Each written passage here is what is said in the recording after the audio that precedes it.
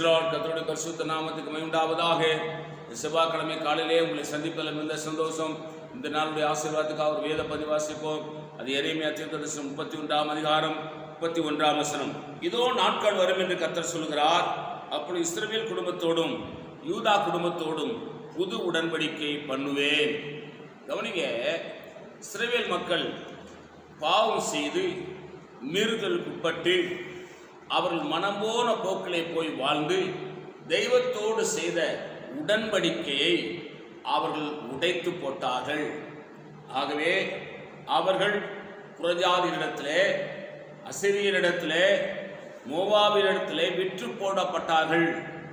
இப்ப திரும்ப ஆண்டவராகிய கர்த்தர் சொல்றார், இதோ நாட்கள் வரும் என்று கர்த்தர் சொல்கிறார், அப்பொழுது இஸ்ரவேல் குடும்பத்தோடும் யூதா குடும்பத்தோடும் புதிய உடன்படிக்கை பண்ணுவேன்.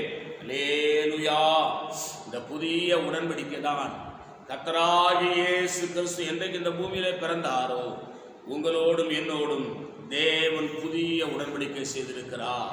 என்றைக்கு கர்த்தராகிய இயேசு கிறிஸ்து சிலுவையிலே மரித்து அடக்கம் பண்ணப்பட்டு 3ஆம் நாள் உயிரோடு எழும்பி அவர் பரத்துக்கு போனாரோ, அவர் அனுப்பி தந்த பரிசுத்த ஆவியானவர் மூலமாய் தெய்வம் நம்மளோடு புதிய உடன்படிக்கை பண்ணுகிறார். எப்படின்னு கேட்டா, கர்த்தராகிய இயேசுவை நீங்கள் சொந்த இரட்சகராய் ஏற்றுக்கொண்டால், என் பாவங்களை இயேசு மன்னித்தார், என் அக்கிரமங்களை இயேசு மன்னித்தார், எனக்காக இயேசு இந்த பூமியிலே பிறந்தார், எனக்காக பாடுபட்டார், எனக்காக அடிக்கப்பட்டார், எனக்காக ரத்தம் சிந்தினார், எனக்காக மரித்தார், எனக்காக 3ஆம் நாள் உயிரோடு எழுப்பினார், திரும்ப வருவார் என்று சொல்லி நீங்கள் விசுவாசித்து அவர் ஏற்றுக்கொண்டால் உங்களோடும் என்னோடும் ஆண்டவர் இந்த புதிய உடன்படிக்கை செய்கிறார். அல்லேலூயா.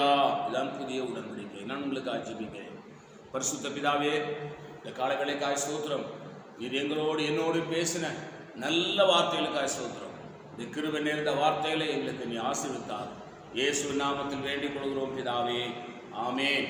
God plus. கர்த்தர் உங்களை ஆசீர்வதிப்பாராக.